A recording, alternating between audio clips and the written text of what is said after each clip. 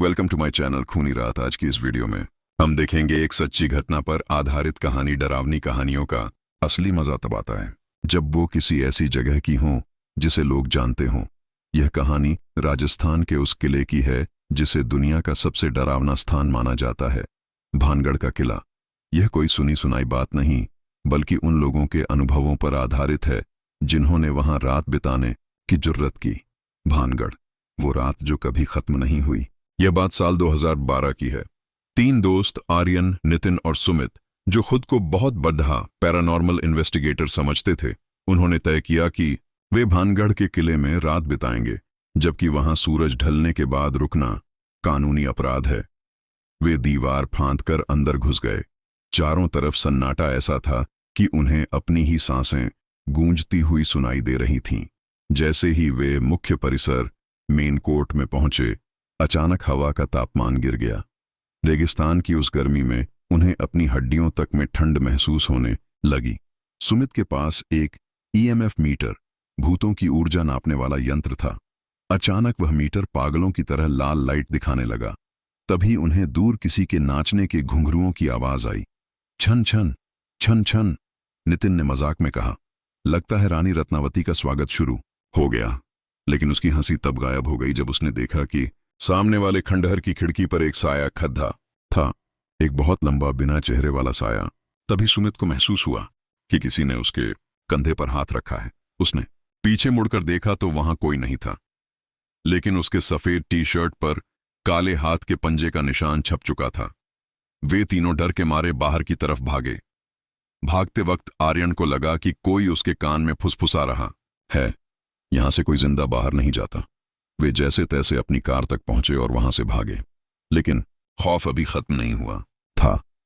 Highway पर अचानक उनकी कार का एक्सीडेंट हो गया। सुमित और नितिन को गहरी चोटें आईं, लेकिन जब पुलिस वहां पहुंची तो आर्यन गायब था। आज भी आर्यन का कोई सुराग नहीं मिला है। लोग कहते हैं कि वह आज भी भानगढ़ की गलियों में उसी साये के साथ भटकता हुआ देखा जाता है। भानगढ़ के बाहर archaeological survey of India ASI का बोर्ड आज भी लगा है, जिस पर साफ लिखा है, सूर्यास्त के बाद और सूर्योदय से पहले इस किले में प्रवेश वर्जित है। आर्यन का गायब होना सिर्फ शुरुआत थी।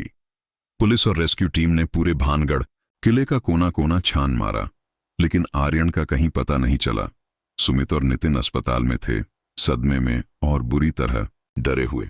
लेकिन असली दहशत तब शुरू हुई जब सुमित के पास आर्यन का वीडियो कॉल आया। एक्सीडेंट के ठीक 3 दिन बाद रात के 3 बजे सुमित के फोन की घंटी बजी।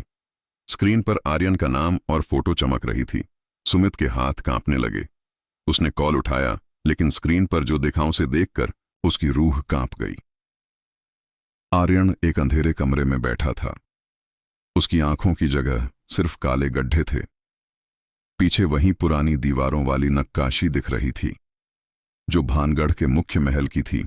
आर्यन कुछ बोल नहीं रहा था, बस पागलों की तरह हंस रहा था। अचानक पीछे से वही घुंघरुओं की आवाज आई और एक काले धुएं जैसा हाथ कैमरे के सामने आया और फोन कट गया। पुलिस ने आर्यन के फोन को ट्रैक करने की कोशिश की। जो रिपोर्ट आई उसने सबके होश उड़ा दिए। आर्यन का फोन एक्सीडेंट वाली जगह पर ही पूरी तरह चकनाचूर पाया गया था। उसकी बैटरी और सिम कार्ड के टुकड़े हो चुके थे। जिस टावर से कॉल सिग्नल मिला था वो टावर भानगढ़ के ठीक ऊपर था, जबकि वहां कोई मोबाइल नेटवर्क काम ही नहीं करता। नितिन, जो एक्सीडेंट में थोड़ा ठीक हो चुका था, उसने दावा किया कि आर्यन हर रात उसके सपने में आता है और कहता है बाली सैक्रिफाइस अधूरी रह गई है। 1 हफ्ते बाद नितिन अपने घर के बंद कमरे में मृत पाया गया। कमरे का दरवाजा अंदर से बंद था, लेकिन उसकी गर्दन पर हाथों के वही निशान थे जो सुमित की टी शर्ट पर मिले थे। ऐसा लग रहा था जैसे किसी ने उसे हवा में उठाकर उसका गला घोंटा हो। सुमित अब एक मेंटल हेल्थ सेंटर में है। वह किसी से बात नहीं करता, बस दीवार पर कोयले से भानगढ़ के किले का नक्शा बनाता रहता है। डॉक्टरों का कहना है कि वह रात भर जागता है क्योंकि उसे डर है कि अगर वह सोया तो आर्यन उसे लेने आ जाएगा। भानगढ़ आज भी वहीं खड्डीदा है। सूरज ढलते ही वहां के परिंदे भी रास्ता बदल लेते हैं। लोग कहते हैं कि अगर आप रात को किले की दीवारों के पास कान लगाकर सुने तो आपको आज भी 3 लड़कों के भागने और एक भयानक हंसी की आवाज सुनाई देगी।